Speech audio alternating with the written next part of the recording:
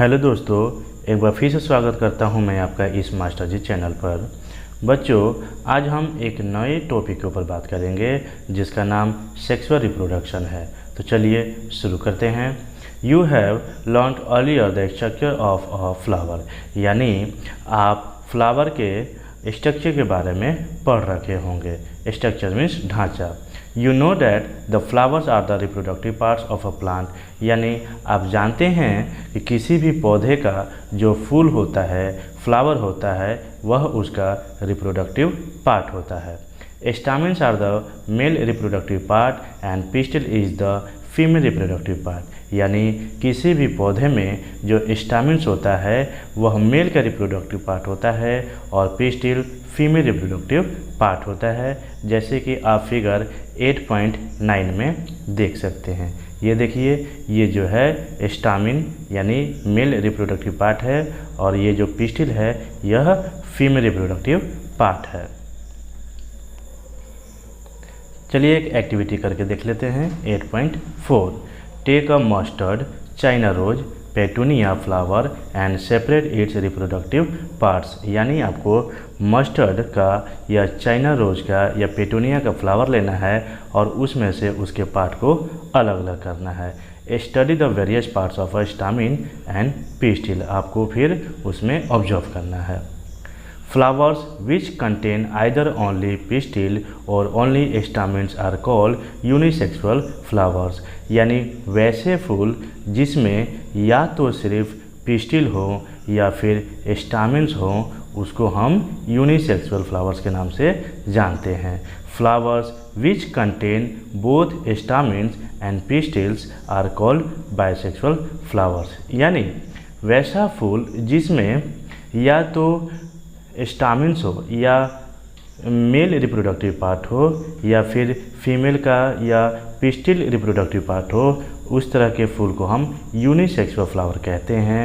अगर किसी में दोनों तरह के होते हैं उसे हम बाइसेक्सुअल फ्लावर्स कहते हैं। Flowers which contains both stamens and pistils are called bisexual flowers, यानी वैसे फूल जिसमें दोनों ही पार्ट हो, मेल का भी और फीमेल का भी, उस तरह के फूल को, फ्लावर को हम बाइसेक्सुअल फ्लावर्स के नाम से जानते हैं। देखिए जैसे यहाँ एग्जाम्पल दिया हुआ है, corn, papaya and cucumber produce unisexual flower, यानी ये मैंने तीनों जो नाम लिया, कॉर्न, पपाया और कुकुम्बर, ये सभी यूनिसेक्सुअल हैं। लेकिन वहीं अगर हम मस्टर्ड, रोज एंड पेटूनिया की बात करें तो यह फूल जो हैं बाइसेक्सुअल फ्लावर कहलाते हैं। Both male and female unisexual flowers may be present in the same plant or in the different plants, यानी किसी भी एक ही फूल में चाहे तो मेल और फीमेल दोनों रिप्रोडक्टिव पार्ट्स हो सकते हैं या फिर अलग अलग भी हो सकते हैं।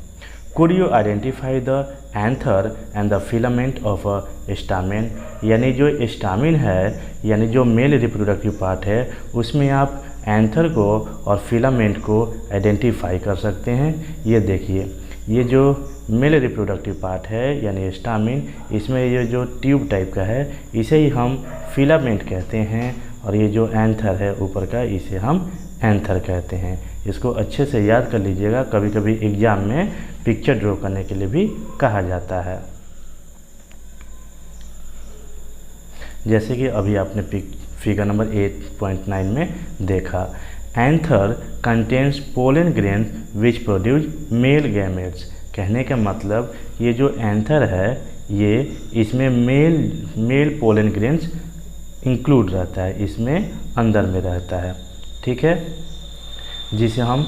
जिसे हम मेल गैमेट्स के नाम से जानते हैं। और pistil consist of stigma, style and ovary, और अगर हम फीमेल रिप्रोडक्टिव की बात करें यानी पिस्टिल की बात करें तो इसमें क्या क्या रहता है, स्टिग्मा होता है, स्टाइल होता है और ओवरी होता है, और ओवरी के अंदर ओव्यूल होता है। ठीक है बेटा, चलिए आगे देखते हैं।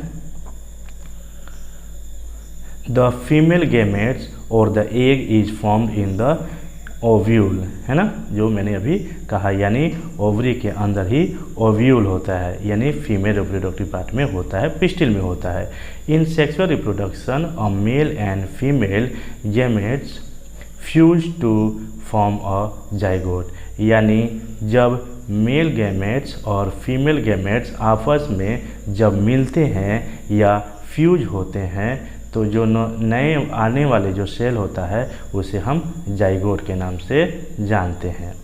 अब यहाँ बूझो कुछ कह रहा है, तो चलिए जानते हैं ये क्या कह रहे हैं। बूझो wants to know how the male gamete in the pollen grains reaches the female gamete present in the ovule, यानी ये बूझो जानना चाहता है कि ये मेल का जो स्टामिन का जो यानी जो पोलन ग्रेन्स होता है वह यहाँ तक कैसे पहुँच पाता है, ओवल तक कैसे आता है। उसी के बारे में आज हम पोलिनेशन के जरिए जानेंगे। पोलिनेशन को हम हिंदी में निषेचन कहते हैं। तो चलिए बात करते हैं। Generally pollen grains have a tough protective coat which prevent them from drying up, मतलब जो पोलन ग्रेन्स है उसके चारों तरफ क्या होता है, प्रोटेक्टिव कोट होता है। क्या होता है, प्रोटेक्टिव इस तरह का कोट होता है और अंदर में सेल होता है ताकि बाहरी वातावरण से इसको क्षति न पहुंच सके। ठीक है। Since pollen grains are light, they can be carried by the wind, माफ कीजिएगा,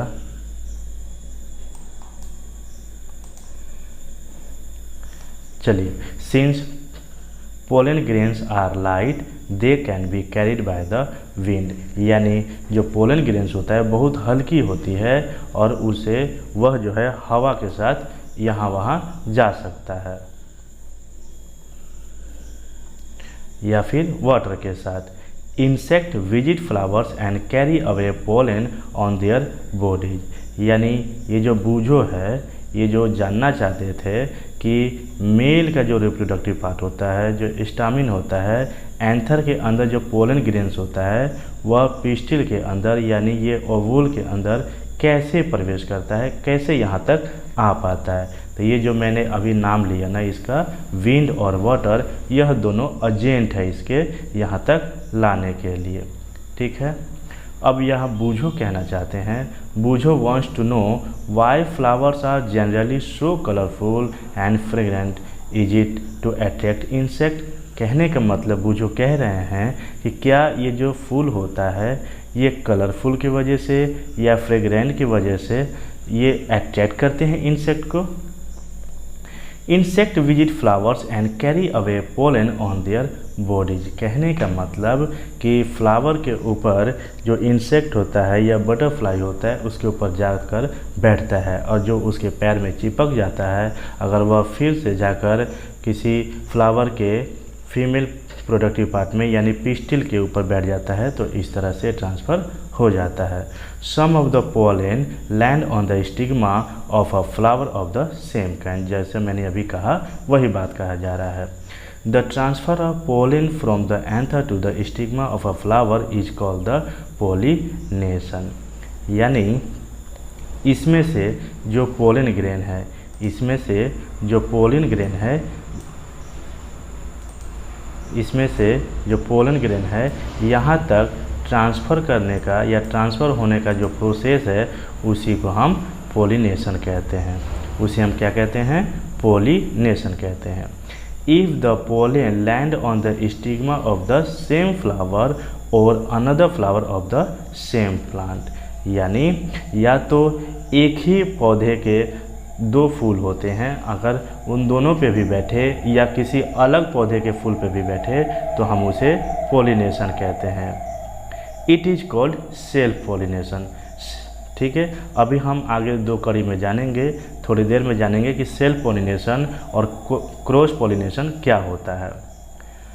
When the pollen of a flower land on the stigma of a flower of a different plant of the same kind, it is called cross pollination। ठीक है। कहने का मतलब कि ये picture के थ्रू हम जानेंगे। देखिए ये पिक्चर किधर गया, यहाँ पे।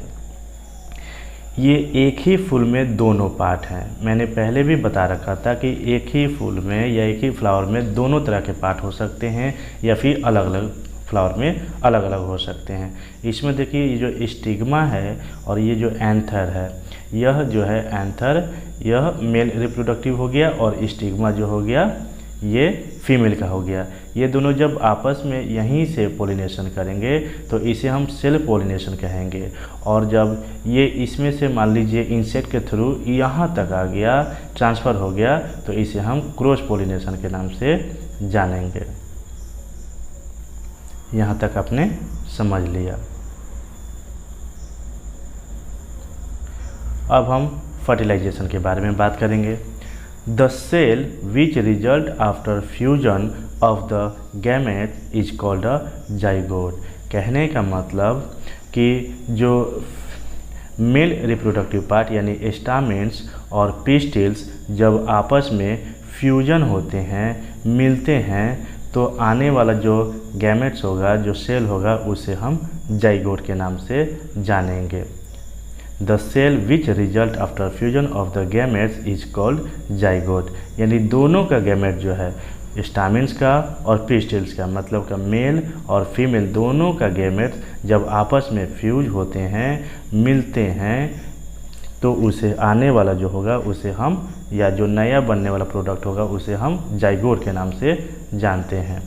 The process of fusion of male and female gametes is called fertilisation, है ना। जैसे मैंने अभी पहले बताया कि ये जो मेल का जाइगोट और फीमेल का जाइगोट आपस में मिलते हैं तो उसे हम फर्टिलाइजेशन के नाम से जानते हैं। The zygote develops into an embryo.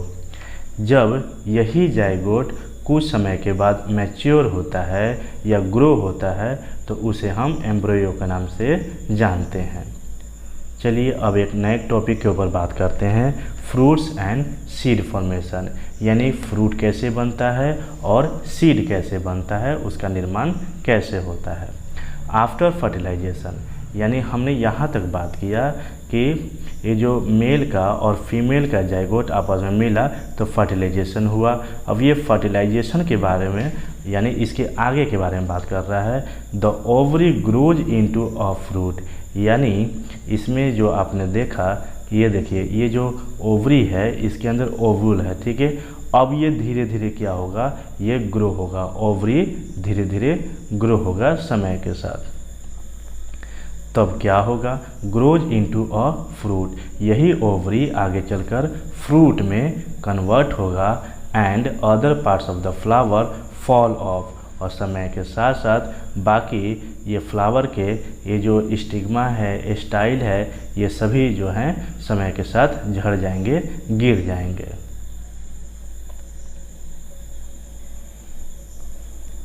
The fruit is the ripened ovary, है ना। The seed developed from Oval. अभी जो सीड हैं, अभी मैंने क्या बताया यहाँ पे कि ये देखिए ओवरी समय के साथ धीरे धीरे बड़ा होगा तो फ्रूट बनेगा, और ये जो ओवल है ये ग्रो करने के बाद सीड का निर्माण कर लेगा, सीड अपने आप को कन्वर्ट कर लेगा सीड में, ठीक है। आगे बढ़ते हैं। The seed contains an embryo enclosed in a protective seed coat. यानी किसी भी गुठली को अगर आपने देखा होगा तो ऊपर का जो कवर होता है वो बहुत ही हार्ड होता है, ताकि अंदर के सीड को प्रोटेक्ट कर सकता है, प्रोटेक्ट करे, या जो बाहर का जो एनवायरनमेंट होता है, बैड वेदर होता है, उससे उसको बचा सके।